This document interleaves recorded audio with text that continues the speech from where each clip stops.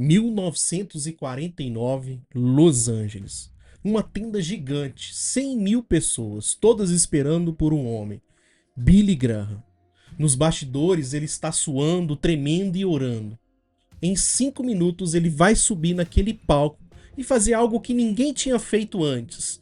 Mas para entender como que um garoto da fazenda chegou até esse momento, a gente precisa voltar 31 anos. Verão de 1934, Charlotte, Carolina do Norte. Um garoto de 16 anos está sentado no último banco de uma tenda bem menor.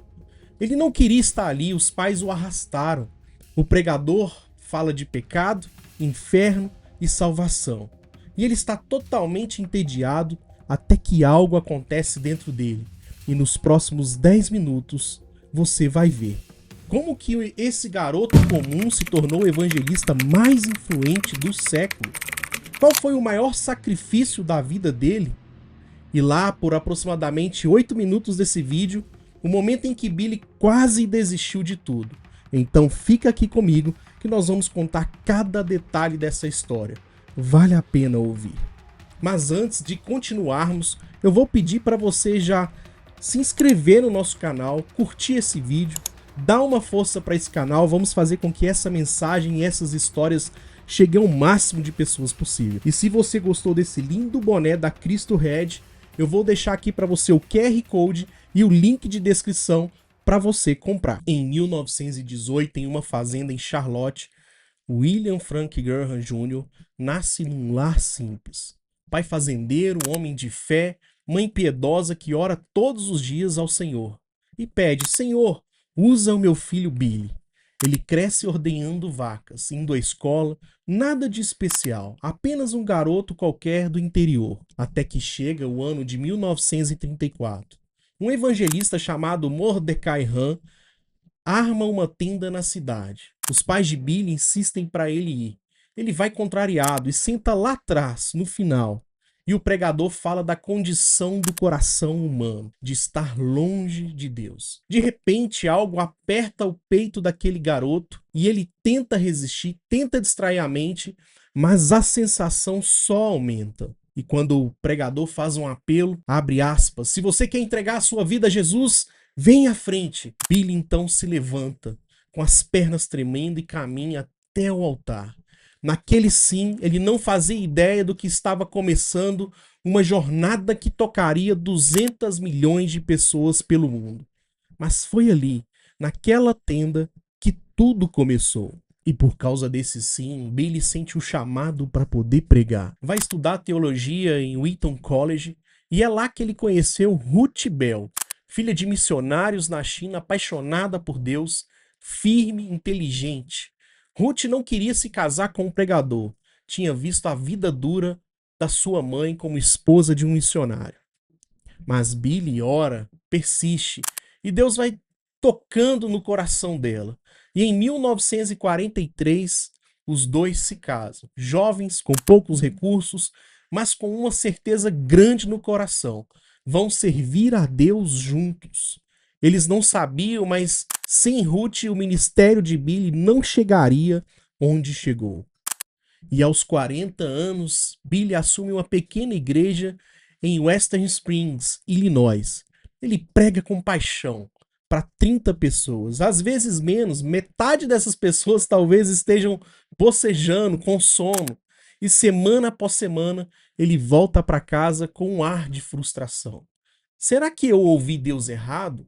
Ele pergunta para Ruth e ela de repente responde: se Deus te chamou, ele vai abrir as portas. A nossa parte é obedecer, Billy. Então ele continua a pregar.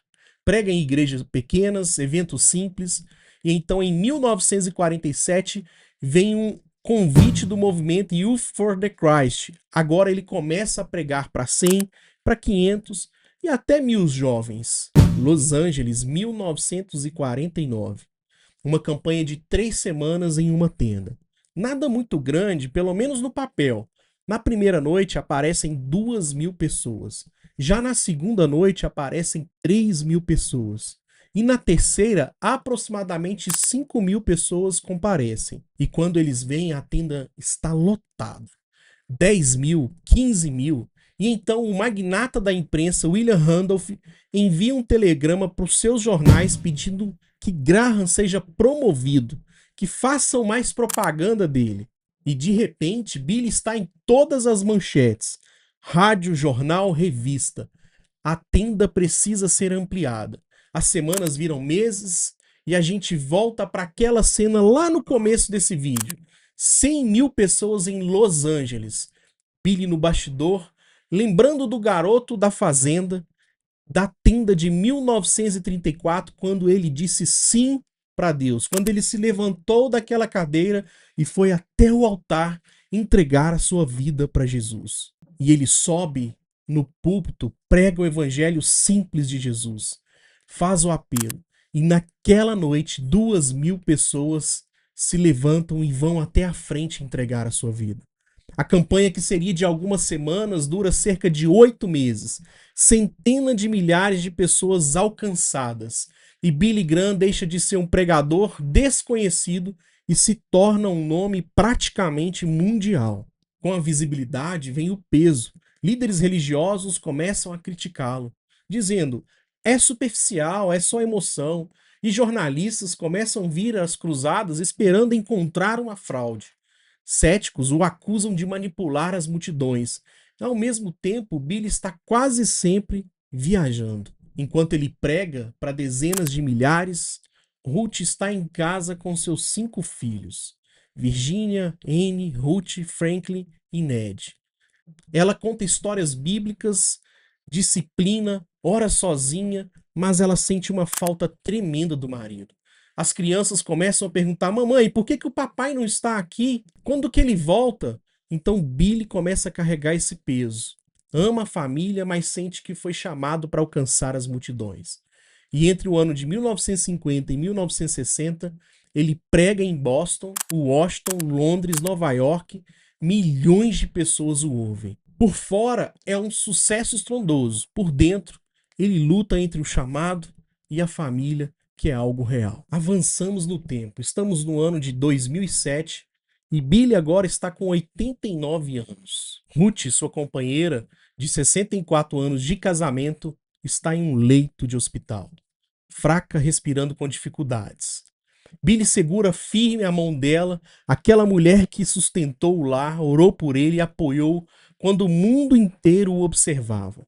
E com a voz embargada, ele pergunta a Ruth: Ruth, valeu a pena? Anos que passei longe, viagens cruzadas, você aqui com as crianças, tantas noites sozinhas. Ruth, valeu a pena? E Ruth, com um pouco de fôlego, responde a Billy: olha o que Deus fez, Billy. Milhões de pessoas ouviram o evangelho. Incontáveis vidas foram transformadas. Eu troquei alguns anos ao seu lado para que muita gente tivesse eternidade com Jesus.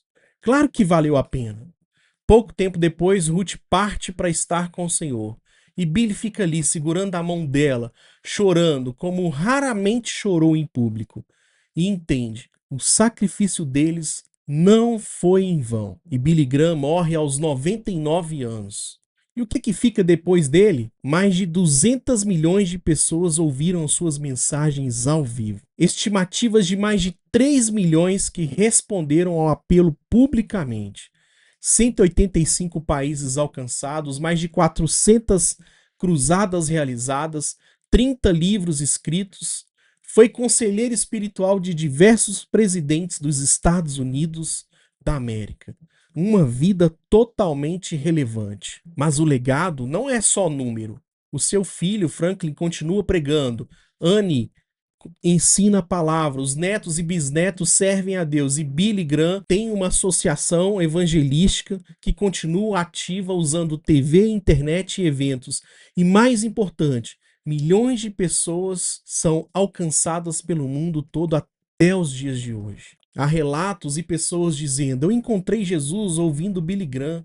Meu pai foi alcançado numa cruzada. Meu casamento foi restaurado depois de uma mensagem dele. Sabe qual que era o segredo de Billy Graham?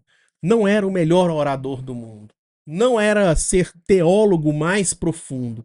Não era ser o mais carismático. Era uma palavra simples: obediência. Quando Deus chamou ele em 1934, ele disse Sim. Quando Deus abriu porta para eles em Los Angeles, ele foi. Quando doeu, quando vieram críticas, quando veio culpa, ele estava lá. Ele continuou confiando que Deus sabia o que estava fazendo. Obediência, dia após dia, por décadas. E é isso que transforma um garoto da fazenda em instrumento para alcançar as nações. Então a questão não é, você vai ser o próximo Billy Graham? A questão é, o que você vai fazer com o chamado que Deus já colocou na sua vida, que já comunicou com o seu coração? Talvez não seja um estádio, talvez seja apenas uma sala de aula. Talvez seja um consultório, um salão de beleza pequeno, ou servir as pessoas em um grupo pequeno na igreja. Talvez seja a sua própria família. Mas o impacto começa do mesmo jeito, com um sim para Deus. E se a história de Billy Graham falou com você, me ajude. Se ainda não inscreveu, se inscreve aqui no Legado do Evangelho, porque toda semana eu tenho uma nova história de alguém que disse sim para Deus. Escreve aqui nos comentários qual que é o seu sim, onde Deus está te chamando hoje. O que você acha dessa incrível história? Compartilhe esse vídeo com alguém que está pensando em desistir. Alguém que precisa lembrar que obedecer vale a pena. Alguém que precisa lembrar que Deus tem uma história linda para nós. Se quiser continuar nessa jornada ouvindo histórias incríveis, eu vou deixar aqui também no card o vídeo do John Piper, do Joseph Prince e do Smith Wigglesworth. E também vou deixar na descrição. Obrigado por assistir até aqui. Que Deus te abençoe e que você tenha coragem de dizer sim quando Ele te chamar. O seu sim pode mudar o mundo. Até o próximo vídeo. Seja abençoado com essa linda palavra. Amém.